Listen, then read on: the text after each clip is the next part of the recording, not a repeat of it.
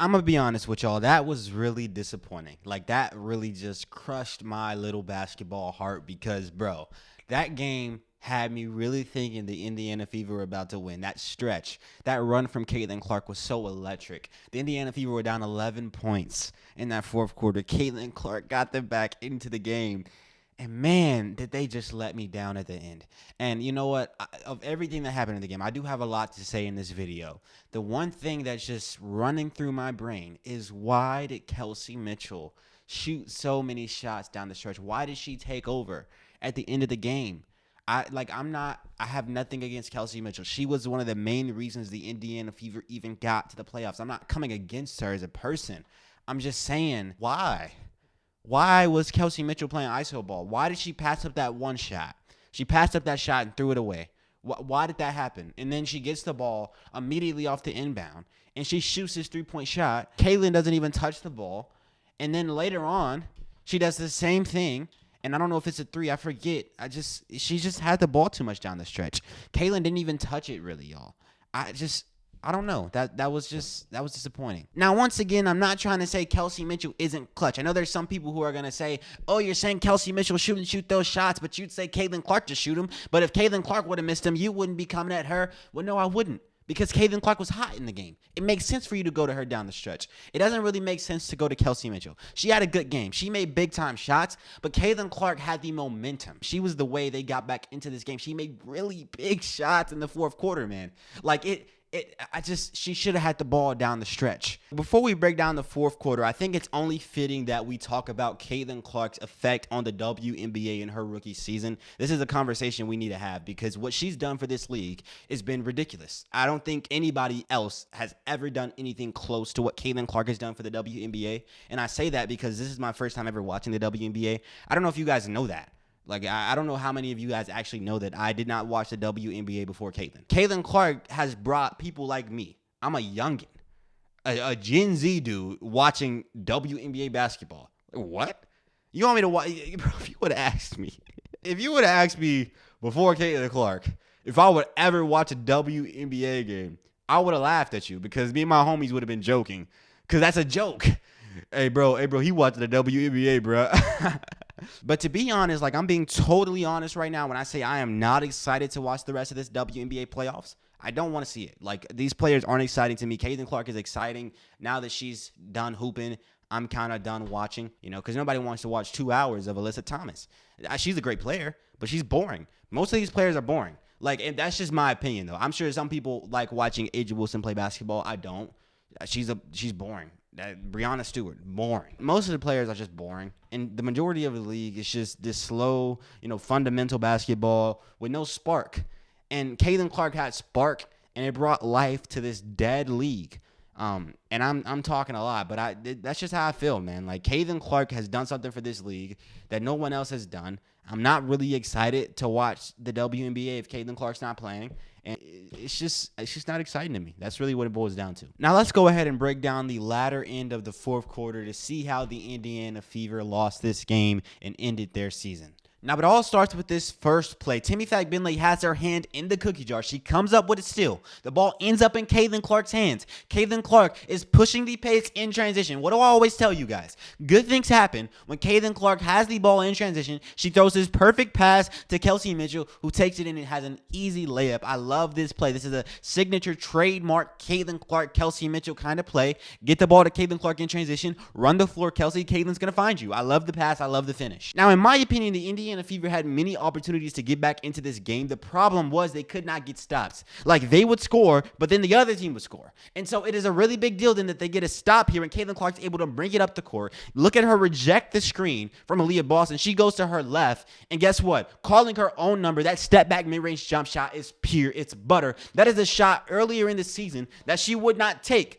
We have been begging Caitlin Clark to start shooting mid-range jump shots. She heard us. She started shooting them, and guess what's happening? Good things are happening because because she's shooting mid-range jump shots. That is a difficult shot, but I love to see it. She's bringing them back into the game. Now look at this next play. The Indiana Fever get another stop, and so they're able to bring it up the court, but Caitlin doesn't have anything. So she decides to take it into the paint. She kicks it out to Lexi Hull, who kicks it over to Timmy Fagbinley, and this is one of the stupidest shots I have ever seen anybody ever take in all my days of watching basketball. And it is one of the most spectacular shots I've ever seen in all my days of watching basketball. Please somebody tell me why Timmy Fagbinley shot this, and please somebody tell me how she made this. There's so much time on the clock. It's not an open shot. It'd be one thing if the defense was daring her to shoot this. She's right there. The defender is right there. Why does Timmy shoot this? I don't know, but she drills it, and that is a big-time shot. And I guarantee, guys, I guarantee you that I shrieked when she made this. I shrieked. It was the loudest shriek I think I've ever made in my entire life when Timmy made this shot, because I was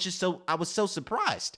But this is a big-time shot. It's getting the Fever back into the game. Now, once again, the Indiana Fever get a stop on the defensive end. They're inbounding the ball. Caitlin Clark gets it. She comes off this screen. And look at this fade-away wing three-point jump shot. That is highly contested, and she drills it. This is what I love to see. I'm telling y'all, this reminds me of Steph Curry. Season on the line, everything on the line, all the pressure on you. We're expecting you to perform. And guess what? She makes big-time shots. She makes big-time passes down the stretch, and she is the catalyst to the Indiana Fever getting this lead. So what happened? Why didn't the Indiana Fever secure the victory? Well, as the theme has been on this channel for like the past 2 months, is defense. It's just defense. Look, Kelsey Mitchell is supposed to be guarding Marina Mabrey. So Marina Mabrey comes off the screen. And look, Timmy Fagbinley, instead of staying up, she totally drops back, giving Marina Mabrey a wide open three-point jump shot. That is a stupid play. You've given her an open three, and she drills it. So guess what? You got the 1-point lead, and then you allow them to get another three, which answers. And look, I know Marina Mabrey is known for answering shots, but you don't have to give her a wide open three. You just don't have to.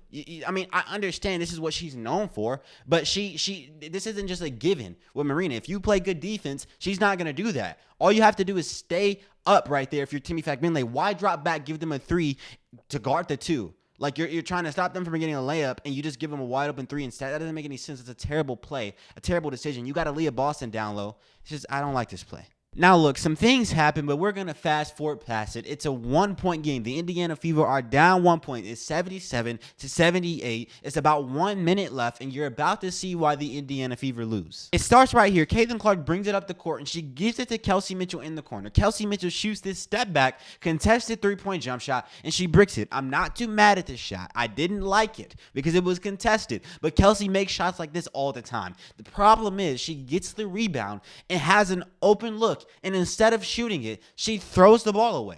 What is this, Kelsey? This is she's supposed to be a vet, so she's been in the league for a while. She's an established all-star.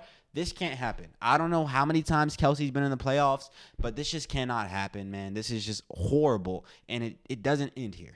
Now, on the other end of this play, you have an irresponsible double team on one side of the court, and on the other side, you'll see Caitlin Clark and Kelsey Mitchell on an island. And what I mean by that is you have Caitlin and Kelsey, and then there are 3 offensive players that Caitlin and Kelsey are supposed to be guarding. That's a 3-on-2. You can kind of guess what's going to happen. Someone's going to get an open shot, and it's Marina Mabrey of all people. That's a wide open three. Look, that's just a bad defensive play. We see this all the time from the Indiana Fever. Every single video I've made has been about the Indiana Fever's defense being trash in the past month. So, this is nothing new to me. It's nothing I'm surprised about. This is just every single game for Indiana. Now, look, it's a 4-point game. There's 45 seconds left. The game is not too out of reach. Bad things have happened, but all you got to do is get a 3-point shot, and you get a stop. And guess what you need? You need the ball to be in Caitlin Clark's hands because she's the reason you got back into this game. She's the best player on the court right now. Give her the ball. The season's on the line. You let her decide your fate. But guess what? She doesn't touch it on this play.